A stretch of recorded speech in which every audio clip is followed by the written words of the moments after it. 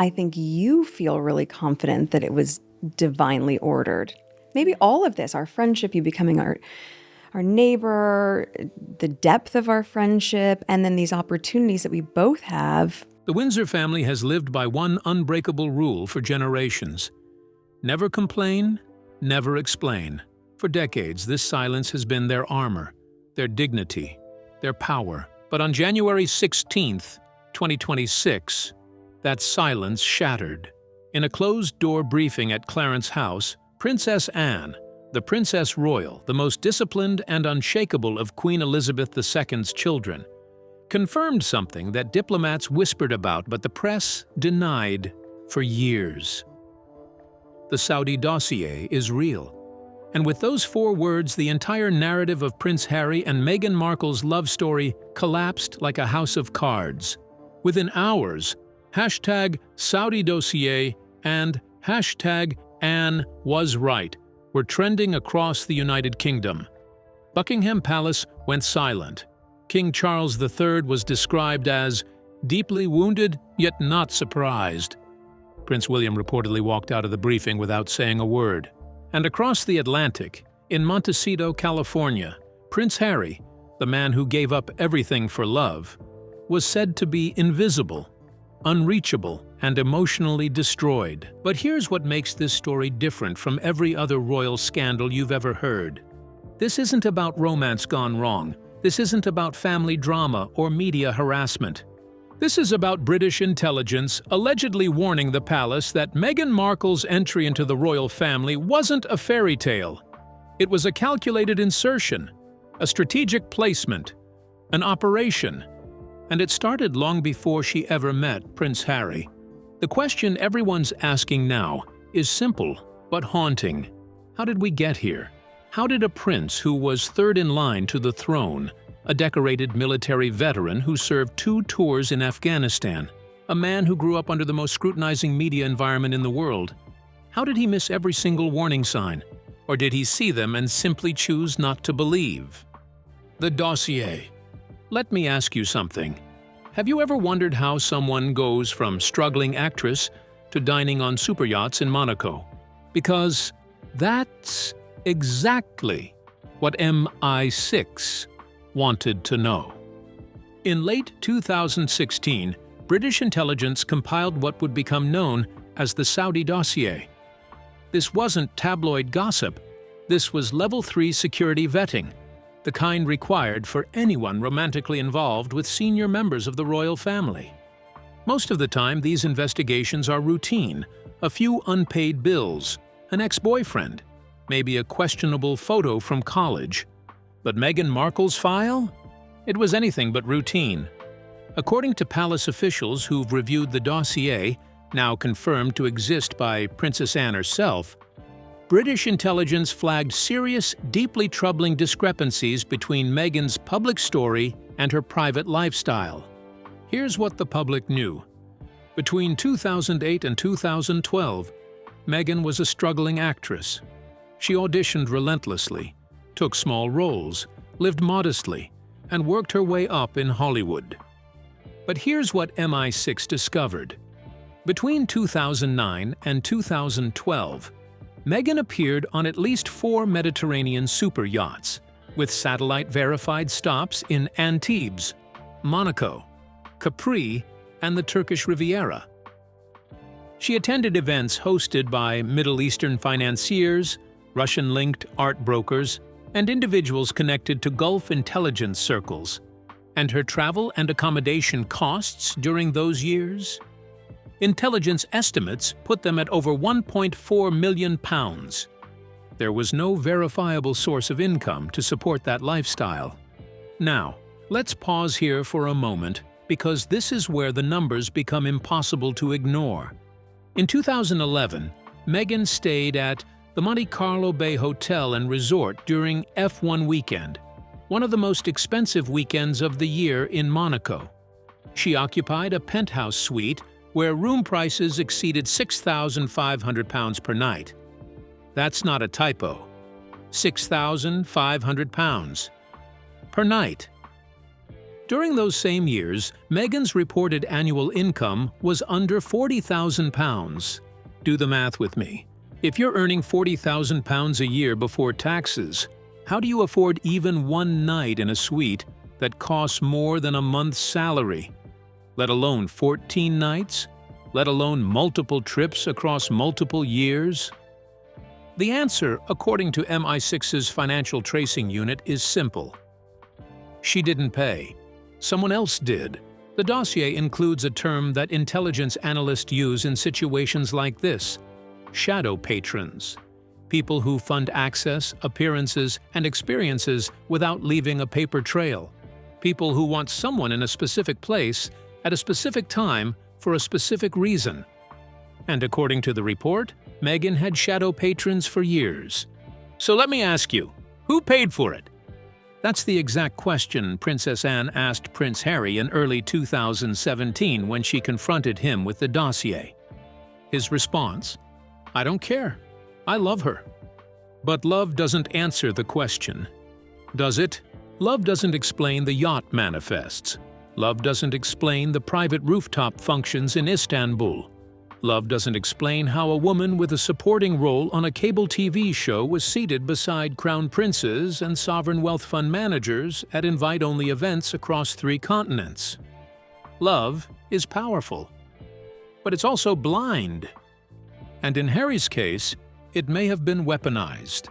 Strategic social placement. Now, the dossier didn't accuse Meghan of being a spy. It didn't call her a criminal. But it did use a very specific term, one that British counterintelligence reserves for situations exactly like this. Strategic Social Placement, SSP. This label is applied to individuals who, while not agents themselves, are believed to be cultivated and facilitated into high-power social environments for strategic advantage. Let me break that down for you. Meghan wasn't climbing the social ladder on her own. According to the dossier, she was being placed, groomed, sponsored, and positioned by people with money, power, and influence. She wasn't a guest on those yachts. She wasn't a tourist at those galas. She was placed there, intentionally, strategically. The dossier includes internal MI6 notations connecting her access to figures associated with Gulf sovereign wealth entities, entertainment diplomacy networks, and members of Saudi royal circles. But what does strategic social placement actually look like in practice? It's not dramatic. It's not Hollywood. It's subtle, patient, and incredibly effective. It starts with introductions. A friend of a friend. A dinner invitation. A weekend getaway. Slowly, the person is moved through higher and higher circles, always as a guest, always charming, always memorable. Then come the gifts. Not large enough to raise suspicion, but valuable enough to create dependency. A piece of jewelry here, a first-class upgrade there. Accommodations that would normally be out of reach. Then comes access. Exclusive events. Private yachts. Rooms where decisions are made and power is brokered. And finally, placement. The individual is positioned near someone valuable, someone with influence, titles, or access to institutions that money alone can't buy. In Meghan's case, according to the dossier, that someone was Prince Harry. The report includes a chilling assessment from a behavioral analyst. This individual is not self-advancing. She is being advanced. Think about what that means. It means every step, every connection, every opportunity wasn't earned through talent or luck. It was orchestrated. And the person doing the orchestrating? A man named Marcus Anderson, the handler. If you've never heard of Marcus Anderson, you're not alone. He operates in the shadows, quietly, efficiently, and always just out of view. Officially, Anderson is the global membership director of Soho House, an exclusive members-only club with locations from Toronto to Istanbul. Unofficially, intelligence circles know him as the gatekeeper, a man who pairs personalities with power. The dossier includes a full psychological profile on Anderson, Canadian-born, former assistant to fashion mogul Ben Cobb, close ties to UAE-based sovereign wealth consultants and luxury diplomacy fixers. A 2014 report from a Turkish diplomatic agency described him as a facilitator of cross-cultural romantic partnerships for strategic visibility. Read that again. Strategic visibility. This isn't someone who plans parties. This is someone who engineers outcomes. And it was Marcus Anderson, the report alleges, who orchestrated the 2016 meeting between Meghan Markle and Prince Harry. It wasn't a blind date. It was an engineered encounter. Now, you might be thinking, aren't you reading too much into this? Maybe Marcus was just being a good friend. Maybe he thought they'd be a good match. But here's where the timeline becomes impossible to dismiss. According to travel logs and Soho House archives, Meghan attended the grand opening of Soho House Istanbul in May 2015, 1 year before meeting Harry. This wasn't just a party. Security advisors described it as a crossroad for Gulf soft power brokers and Western cultural assets. The event was held at a restored 19th century mansion overlooking the Bosphorus. It wasn't advertised. It wasn't open to the public. You couldn't buy your way in. You had to be invited. Or more precisely, you had to be selected. Among the attendees, a former advisor to the Crown Prince of Abu Dhabi, representatives from the Qatar Museums Authority, French energy liaisons linked to multiple philanthropic initiatives, and at least one guest under active MI6 surveillance. Meghan's name wasn't on the published guest list, but internal security logs show Anderson added her manually. Why? What was a cable TV actress doing at a diplomatic soft power event dominated by Gulf royalty and intelligence-linked influencers? That weekend, she attended private rooftop functions and intelligence-flagged dinners, where entertainers were vastly outnumbered by Gulf investors. The ratio, according to analysts, was 1 entertainer to every 5 investors. One MI6 analyst noted, "This wasn't a social event. It was a vetting process." The analyst's conclusion? Istanbul marked the final step. She had passed through the gate. Passed through the gate. Not crashed it, not climbed over it. Passed through. As if she'd been expected. As if someone had been holding it open. And less than 1 year later, she was introduced to Prince Harry. Coincidence or conclusion? The confrontation. In January 2017, Princess Anne demanded a face-to-face meeting with Prince Harry at Gatcombe Park. The meeting was short, brutal, and emotionally volcanic. Anne placed the dossier on the table between them, turned to a page highlighting Meghan's presence at a closed-door reception hosted by a Saudi-linked real estate syndicate, and said, "Harry, this isn't scandal, this is strategy." Harry's response, according to 2 sources, "I don't care, I love her, and I won't let you ruin this." Anne, unwavering, responded, "She's not walking into your life by accident. She was shown the path." Think about that moment. The Princess Royal, a woman who never complains, never explains, never dramatizes, sat her nephew down and tried to warn him. Not out of jealousy, not out of spite, out of duty. But Harry refused to listen. He reportedly tore the executive summary from the file and declared, "What Meghan wants, Meghan gets." According to one witness, Princess Anne didn't raise her voice. She didn't argue. She simply closed the folder, stood up, and said, "Then you'll learn the hard way." We all did. The meeting lasted less than 20 minutes.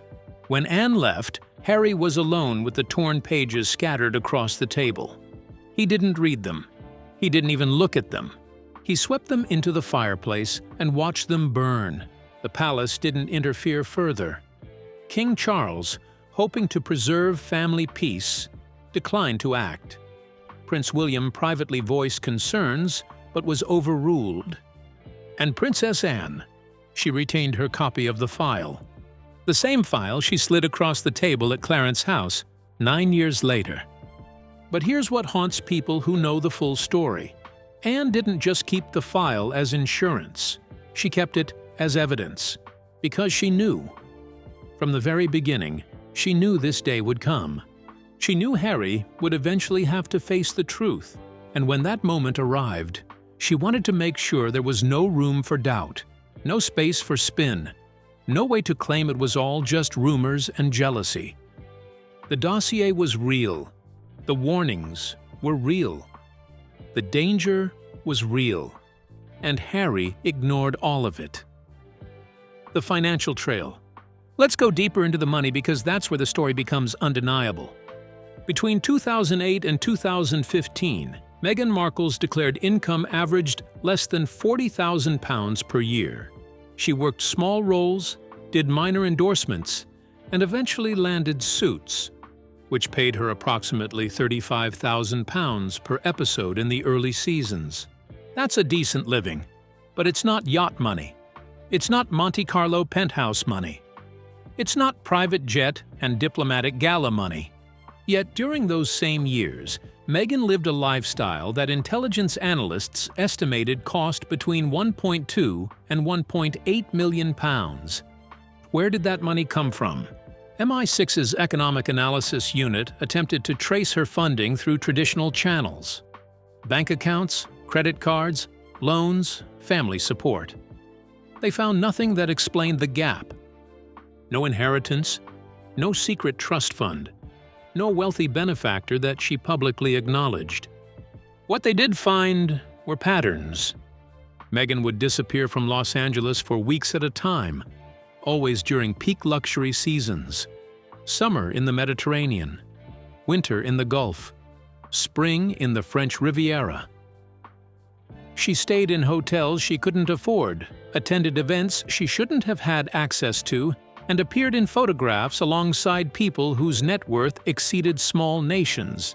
And then she'd return to LA, go back to auditions, and resume her struggling actress narrative. One former MI6 financial analyst, speaking anonymously, put it bluntly, no Hollywood resume can explain Monaco in peak season, staying in £7,000 suites at the Hotel du Cap 4 years in a row. Someone was investing in her. The question was, why? The dossier proposes an answer. She was being groomed for proximity to power. Not necessarily British royalty specifically, at least not at first, but proximity to someone valuable, someone who could provide access, influence, or legitimacy that money alone couldn't buy. In intelligence terms, she was a social asset, someone cultivated over years to eventually be placed in a high-value environment. And when the opportunity presented itself through Marcus Anderson's connection to Prince Harry, that placement became operational. The earrings. October 2018, Fiji. A state dinner. Meghan Markle walked into the room radiant in a blue gown, her hair swept back, smiling for the cameras.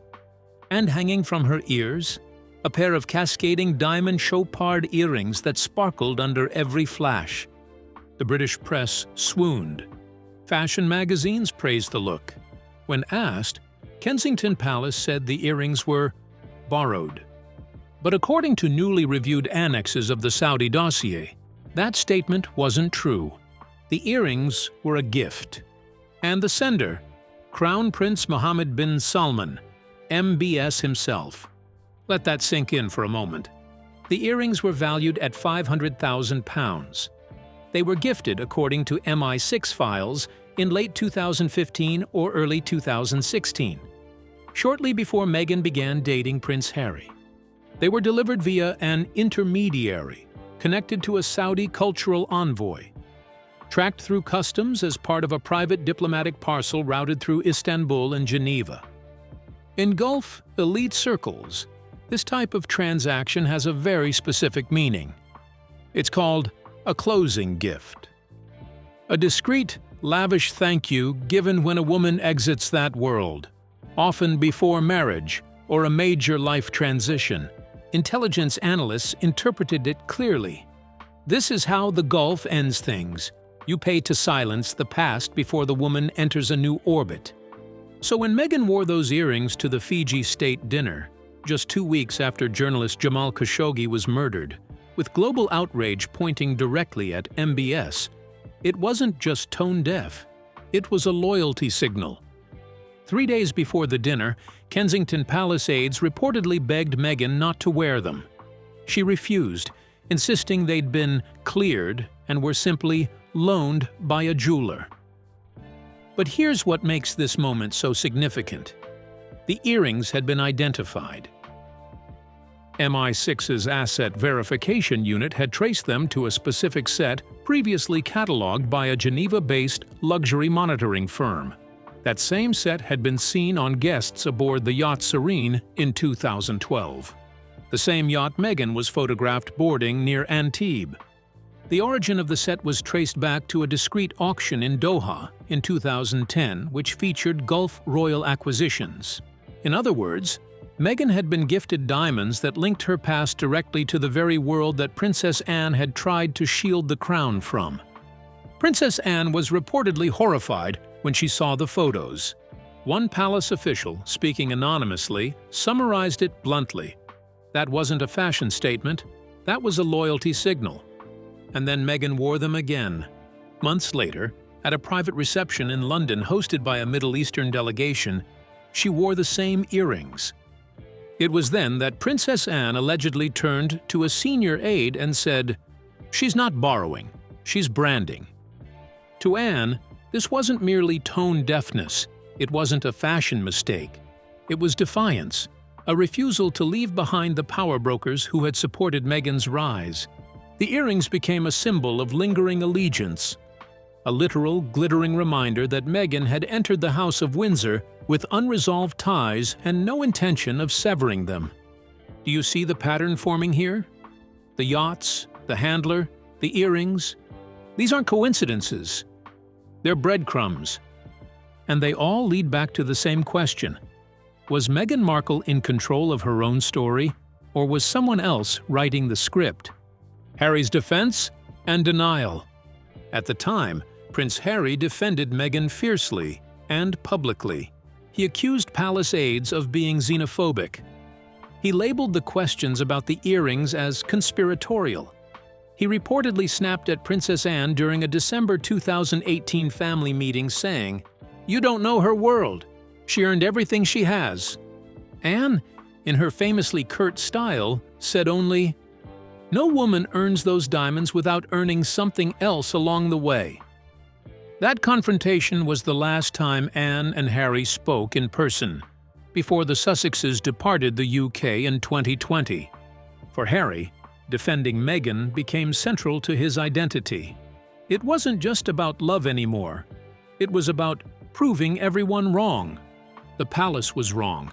The press was wrong. His family was wrong. And Meghan? She was the victim, the outsider, the woman who needed his protection. In interview after interview, Harry framed himself as the hero of his own story. The prince who chose love over duty, the man who wouldn't let his wife be destroyed the way his mother was. It's a powerful narrative, compelling even. But what if the narrative itself was part of the operation? Think about it. If you wanted to place someone inside the royal family, what's the one thing you'd need to ensure? That the prince believes he's rescuing her. Because a man who thinks he's saving someone will defend her against anything. Logic? Evidence? Even his own family. He won't ask hard questions. He won't demand proof. He won't listen to warnings. He'll just fight, and fight, and fight. Until there's nothing left to fight for.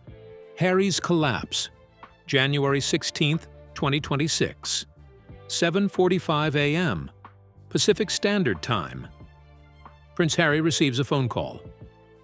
On the other end, someone tells him that Princess Anne has just confirmed the existence of the Saudi dossier in a closed-door briefing at Clarence House. According to sources close to his security detail, Harry's reaction wasn't rage. It wasn't denial. It was stillness. He stared at the floor for 10 minutes without speaking. He went completely silent, one source said. No shouting, no crying. Just silence. It was like watching someone go blind in real time. Attempts to contact Meghan, who was attending a branding summit in Los Angeles, were delayed. By midday, Harry was refusing food and isolating in a guest room, where he stayed for over 14 hours. King Charles was informed of his son's condition. His response: "Let him sit with it." We all did. Think about what just happened to Harry in that moment. For years, he built his entire identity around one narrative. He was the heroic prince who broke away from a racist, outdated institution to protect his wife. The outsider, the victim, the woman no one else would defend. He gave up his military titles, including Captain General of the Royal Marines, a position he cherished deeply. He rejected the sovereign grant, claiming financial independence. He moved to California, far from the scrutiny and structure of royal life. He published a memoir, Spare, painting Anne, Charles, and William as cold, unfeeling, and trapped in an archaic system. He gave interviews. He made documentaries. He built an entire media empire around the idea that he was right and they were wrong. But with the Saudi dossier now confirmed, Harry is being forced to ask a question he buried long ago. What if I wasn't the rescuer?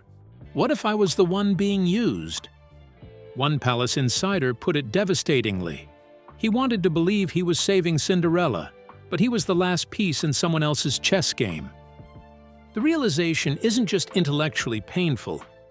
It's existentially shattering, because if the dossier is real, if Meghan's access was facilitated, if her proximity to Harry was orchestrated, if the warnings were legitimate, then everything Harry sacrificed was for a lie. His family relationships, destroyed for a lie. His military honors, abandoned for a lie. His reputation, rebuilt on a foundation of fiction. And the worst part? He was warned. Multiple times. By people who loved him. But he didn't just ignore the warnings. He attacked the people who gave them. The silence. As of 9 p.m., Greenwich Mean Time. On January 16th, Meghan Markle has issued no public statement. Her legal team, known for aggressively pursuing defamation cases, has remained silent. No private contact has been confirmed between Meghan and Princess Anne, King Charles, or Prince William. For a woman who has built a career on controlling her narrative, this silence is deafening. In the past, any hint of criticism was met with swift legal action. Newspapers were sued, stories were retracted, NDAs were enforced. But now, nothing. Why? Some observers suggest it's because there's no legal defense against the truth. The dossier exists. MI6 compiled it. Princess Anne confirmed it. You can't sue someone for revealing classified intelligence that turns out to be accurate. Others suggest the silence is strategic, that any response would only draw more attention to the allegations and prolong the story. But perhaps the most chilling interpretation comes from a former palace aide. She's not silent because she's scared. She's silent because she's calculating her next move. Even more telling? Marcus Anderson has completely disappeared. His social media accounts were deactivated within 6 hours of Anne's briefing. A scheduled appearance at a global fashion forum in Geneva was abruptly cancelled. Multiple journalists attempting to contact his office at Soho House Global received automated replies citing indefinite leave. To intelligence observers, this isn't coincidence, it's containment. If Marcus was the handler and Anne just pulled the curtain, said a senior Gulf security analyst, the last thing he'll do is reappear.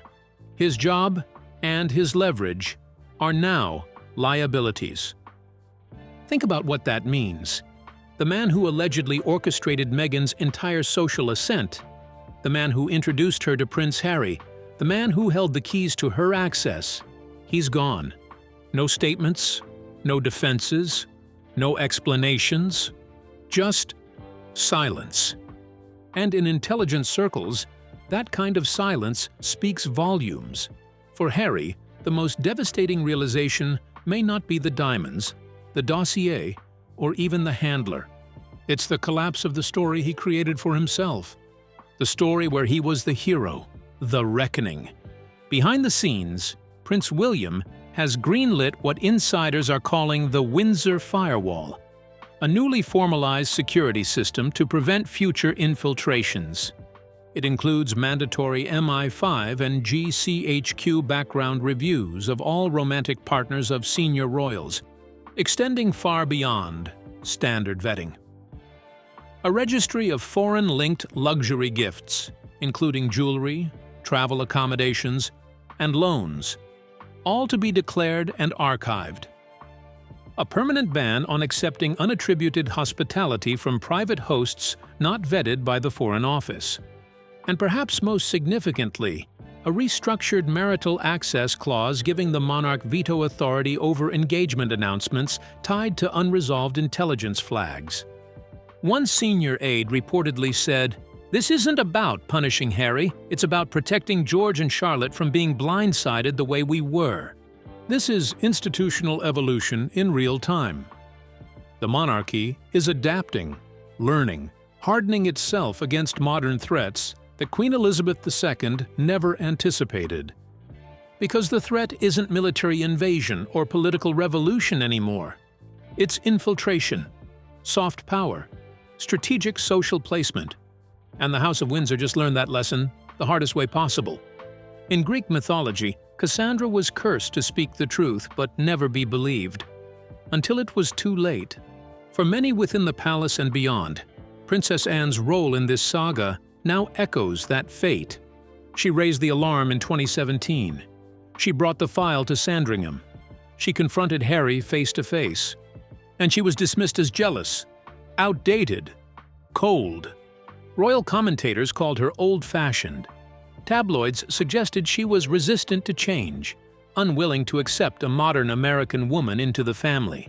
Even some within the palace questioned whether her concerns were rooted in genuine intelligence or personal bias. But Anne said little, and remembered everything. When she confirmed the existence of the Saudi dossier on January 16, 2026, she didn't elaborate. She didn't stand at a podium. She didn't demand an apology. She simply said, "It exists, and we tried to warn him." And in that silence, she handed the weight of history back to the person who refused to carry it. The British public's reaction has been sharply divided, but the numbers tell a clear story. Polls conducted by The Times and YouGov on the evening of January 16th show that 68% of respondents believe the monarchy was correct to classify Meghan as a strategic risk. 54% support a formal severance of titles and privileges for Harry and Meghan. But perhaps more telling, 71% said they now view Princess Anne as the most trustworthy member of the royal family. The woman who never sought the spotlight, who never gave interviews, who quietly did her duty for decades. She's now seen as the one who was right all along. The human cost. Still, some voices, particularly among veterans and older royal watchers, have expressed compassion for Harry. One emotional caller on a BBC radio show said, "He was a soldier. He served 2 tours in Afghanistan. He lost his mother when he was 12 years old. He deserved better than to be lied to, even by someone he loved." And that's the tragedy at the heart of this story, isn't it? Harry isn't a villain. He's a victim. A man who experienced unimaginable trauma as a child, who grew up in the public eye, who served his country with genuine courage, and who fell in love with someone who may have been strategically placed in his path. The dossier doesn't make Harry foolish. It makes him human. Because love makes us vulnerable. It makes us want to believe. It makes us ignore red flags and dismiss warnings and fight against anyone who threatens the story we're telling ourselves. Harry did what any of us might do in his position. He chose love over doubt. The difference is, most of us don't have MI6 trying to warn us. Most of us don't have a dossier sitting in a secure royal archive. Most of us don't have Princess Anne sliding a red folder across a table and saying, "This isn't scandal, this is strategy." The unanswered questions. As this story continues to unfold, several questions remain unanswered. First, did Meghan know she was being placed, or was she manipulated as well? The dossier doesn't answer this definitively. It's possible she was a willing participant, fully aware of the strategic nature of her relationships and access. But it's also possible she was groomed, that powerful people cultivated her, funded her lifestyle, and positioned her without her fully understanding the larger game being played. The truth may be somewhere in between. Second, what was the end goal? If this was indeed a strategic operation, what was the objective? Access to royal circles? Influence over British cultural diplomacy? Reputation laundering for Gulf states through association with the Crown? Or was it simpler? Just soft power, the kind that comes from having someone on the inside who owes you loyalty. Third, will there be accountability? Princess Anne confirmed the dossier exists. But will the full contents ever be made public? Will Marcus Anderson be called to testify? Will Meghan be required to answer questions under oath? Or will this, like so many royal scandals before it, simply fade into carefully managed silence? Does Prince Harry owe Princess Anne an apology? Because Anne never sought credit. She never demanded Harry change his path. She simply offered the truth once, and then waited. Now, nearly 9 years later, that truth has consumed the entire royal narrative. Sources say there are no plans for reconciliation. Harry hasn't contacted Anne, and Anne, consistent with her nature, has refused to initiate further contact. One senior royal aide said quietly, "Anne believes in consequences. That's what separates her from most of us." In his memoir, Spare, Prince Harry wrote, "All I ever wanted was to be free. Free to love, free to speak, free to choose."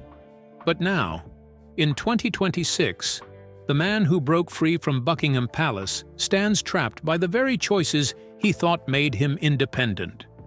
The woman he defended is under global scrutiny. The friends who placed her have vanished. The family he condemned has stayed silent and vindicated. Freedom, it turns out, was never about escape. It was about discernment. And Anne, the quietest of them all, saw it first. There will be no press conference from Princess Anne, no tell-all interview, no Netflix special. There will simply be a restructured crown, a redefined boundary, a closed chapter, and a lesson carved not in marble, but in memory. Not everyone who stops you is your enemy. Not everyone who encourages you is your friend. The House of Windsor has absorbed blows before: divorce, death, scandal. But never a dossier. Now that it has, it marches forward with fewer illusions, and one less bridge behind it. The Saudi dossier has changed everything.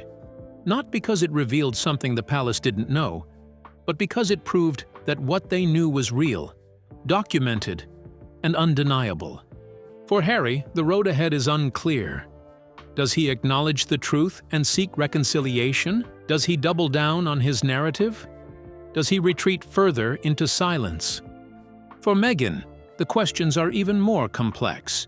How does she respond to allegations that can't be dismissed as tabloid gossip? How does she explain the yachts, the earrings, the handler?